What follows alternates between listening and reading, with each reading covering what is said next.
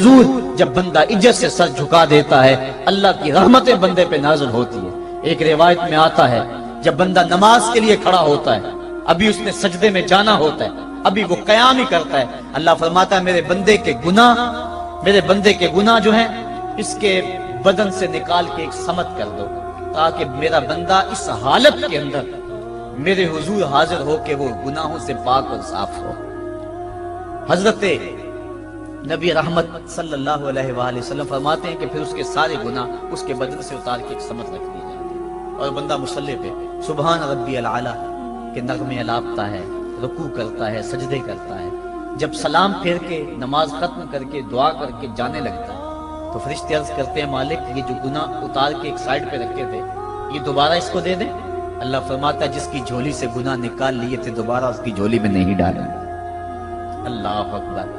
اور ایک روایت کے لفظ ہیں کہ جب بندہ نماز کے لیے کھڑا ہوتا ہے اس کے کندھوں کے اوپر سارے گناہ آ جاتے ہیں اور اس کے سر پہ اوپر گناہ آ جاتے ہیں، جب رکوع میں جاتا ہے تو کندھوں والے گناہ گر جاتے ہیں، اور جب بندہ سجدے میں سر رکھتا ہے تو اللہ تعالیٰ اس کے سارے گناہوں کو ختم کر دیتا ہے اور وہ بالکل پاک ہو جاتا ہے۔ حضرت سلیمان فارسی ایک دن ایک درخت کے نیچے کھڑے تھے، آپ نے درخت کی شاخ کو پکڑ کے جنبش دی، حرکت دی، موسم خزاں تھا، درخت کی شاخ کے سارے زرد پتے گر گئے۔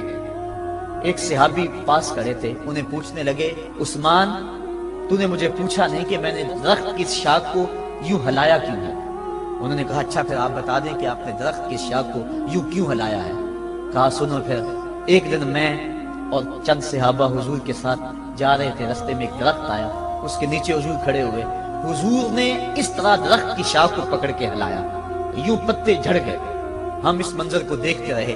حضور علیہ السلام نے فرمایا سلمان فارسی تو نے مجھے پوچھا نہیں کہ میں نے اس درخت کی شاخ کو یوں کیوں ہلایا ہے؟ تو میں نے عرض کی حضور آپ بتا دیں کہ آپ نے کیوں ہلایا ہے؟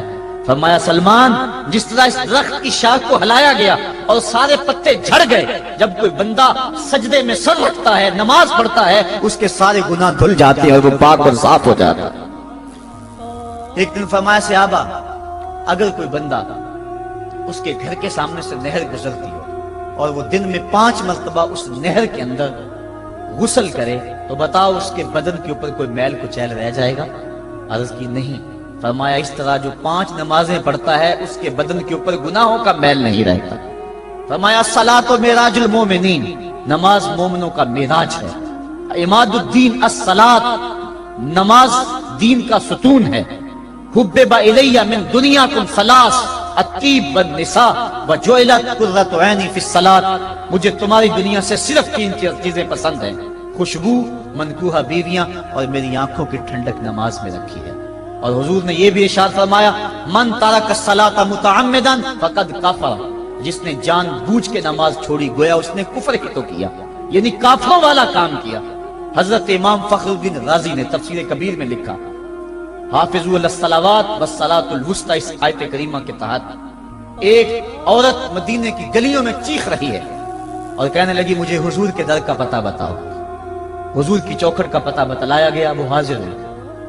آقا کریم صلی اللہ علیہ وسلم کی خدمت میں عرض کی حضور میرا خامد سفر پہ گیا ہوا تھا اور میں نے اس کی عدم موجودگی کے اندر زنا کر لیا، حمل ٹھہر گیا اور جو بچہ پیدا ہوا میں نے مارے شرم کے اس بچے کو سرکے کے مرتبان میں ڈال دیا اور پھر اسی سرکے سے میں لوگوں کو فروخت کرتی رہی ہوں۔ اب جب کہ میرا ضمیر جاگا ہے میں آپ کی خدمت میں حاضر ہوئی، مجھے بتایا جائے کہ میرے گناہ کا بھی کوئی کفارہ ہے۔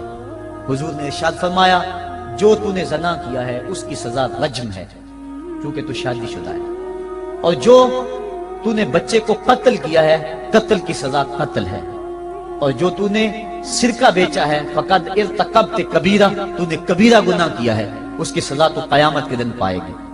اس کے بعد حضور فرمایا ان تینوں گناہوں کی یہ سزا ہے، لیکن جس طرح تو گھبرائی ہوئی آئی تھی میں تو یہ سمجھا تھا شاید تیری نماز اثر قضا ہو گئی ہے۔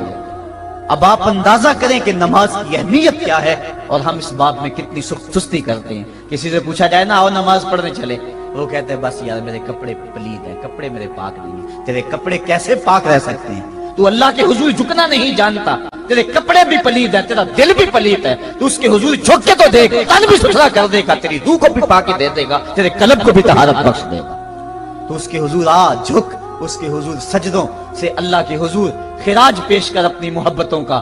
جب بندہ سجدے میں سر رکھتا ہے اللہ فرشتوں میں فخر کرتا ہے، میرے بندے کو دیکھو نا، بالآخر میرے حضور ہی جھکا ہے نا، کتنے گناہ کیے اس نے، کتنے جرم کیے اس نے، لیکن بالآخر میرے حضور آیا اور اپنے گناہوں کی معافی مانگتا ہے۔ فرشتوں گواہ ہو جاؤ، میں نے اپنے اس بندے کی مغفرت فرما دی۔ تو اللہ کے حضور نماز پڑھنے والا، بلکہ ایک روایت مسند امام احمد بن حنبل میں موجود ہے، حضور فرمایا جب بندہ نماز کے ارادے کے لیے اٹھتا ہے اور وضو کرنے کے لیے، جب پانی کا پہلا قطرہ چلو پہ لیتا ہے، جو ہی اس کے بدن سے وضو کا پانی چھوتا ہے اللہ اس کے گناہوں کو معاف فرما دیتا ہے۔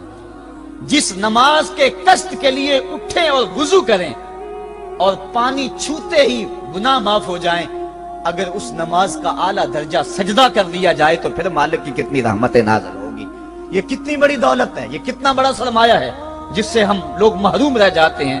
آؤ اللہ کی رحمتیں سجدے میں ڈھونڈے، سجدے میں پیشانی رکھ کے جب ہم اس کی رحمت کو مانگے تو وہ مالک ہمارے اوپر رحمتیں نازل کرے گا۔ آج پوری دنیا کے اوپر مسلمانوں کے ساتھ جو حالات ہیں وہ کسی سے مخفی نہیں۔ کوئی کہتا ہے کہ معاشی طور پہ مسلمان کمزور ہیں، اس وجہ کو بھی میں تسلیم کرتا ہوں۔ مسلمان کے پاس آلات حرب و ضرب بھی موجود نہیں ہیں، اس وجہ کو بھی تسلیم کر لیا جائے۔ سیاسی طور پہ مسلمان کمزور ہیں، اس وجہ کو بھی تسلیم کر لیا جائے۔ یہ ساری وجہیں اپنی جگہ پہ، لیکن یہ بھی تو سنو، مسلمانوں کی تعداد اس وقت 1 ارب 40 کروڑ ہے۔ افرادی قوت اتنی کبھی بھی مسلمانوں کی نہیں ہوئی تھی۔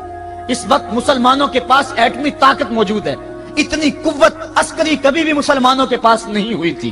56 اسلامی ملک ہیں جن میں قیمتی معدنیات سے اور تیل کی دولت سے اور سونے کی قیمتی معدنیات سے یہ مسلمان مالا مال ہیں۔ کیا کچھ نہیں ہے جو مسلمانوں کے پاس نہ ہو، لیکن ایک دولت چھن گئی مسلمانوں کے پاس، وہ سجدے کی آبرو، وہ سجدے کی عزت، وہ پیشانی رکھ کے اس رب کو پکارنا جو سب سے اعلیٰ ہے، جو سب سے بالا ہے، جس نے موسیٰ کے فرعون کو نیل کی موجوں میں ڈبو دیا۔ کیا پوری امت مسلمہ 1 ارب 40 کروڑ انسان سجدے میں سر رکھ کے سبحان ربی الاعلیٰ کے نغمے آلاپ کے اپنے رب سے گزارش کریں اور اپنی امت کا رونا روئیں؟ کشمیر میں لٹتی ہوئی جوانیاں اور پل قدس کے اندر بہتا ہوا خون، شبرغان سے لے کر کابل و قندھار تک اور موصل سے لے کر تقریب تک مسلمان کے اوپر جو ظلم و تشدد ہو رہے ہیں، اپنے رب کے حضور اس کا دکھڑا سنائیں اور اپنے مالک کو کہیں میرے مالک ہم لٹ گئے، ہم کٹ گئے، ہم پٹ گئے۔ اسلحے بھی موجود، افرادی قوت بھی موجود، سیاسی طاقتیں بھی موجود، لیکن اس کے باوجود مسلمان دبتا چلا جا رہا ہے۔ اسی کشتی کو ہے خوف تلاطم صدحیف منہ موڑ دیے تھے جس نے بڑھتے ہوئے طوفانوں کے، جو 300 ہو کر جرأت اور وہ طاقت اور وہ عظیمت کی داستانیں رقم کرتے ہیں کہ مالک تو بھی اس دن کو یوم فرقان کہہ کے پکارتا ہے۔ آج وہ امت بیچ منج دار کے اس امت کی کشتی ہچکولے کھا رہی ہے۔ ہماری فریاد، ہمارا استغاثہ تیرے سے ہے، میرے مالک ہمارا کھویا ہوا وقار بحال کر دے اور اس امت کو اس مرتبہ کمال تک پہنچا دے جس مرتبہ کمال تک یہ امت پہلے پہنچی تھی، اور ان کا کھویا ہوا وقار بحال کر دیا جائے۔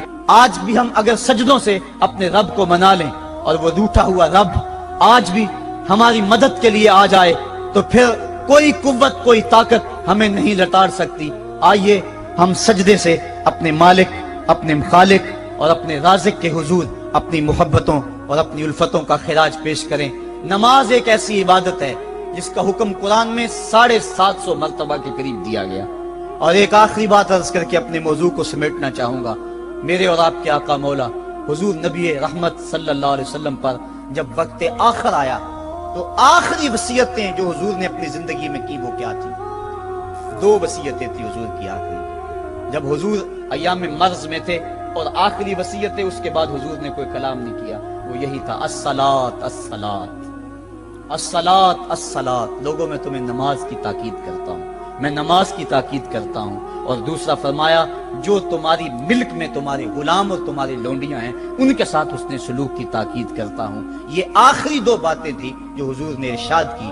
حقوق اللہ کے حوالے سے نماز اور حقوق العباد کے حوالے سے حضور نے کمزوروں کے حق ان تک پہنچانے کی تاکید امت کو دی، اور اس کے بعد پھر حضور انتقال کر گئے۔ آئیے ہم سجدوں سے اپنے رب کو راضی رکھیں۔ اللہ مجھے آپ کو توفیق عمل عطا فرمائے۔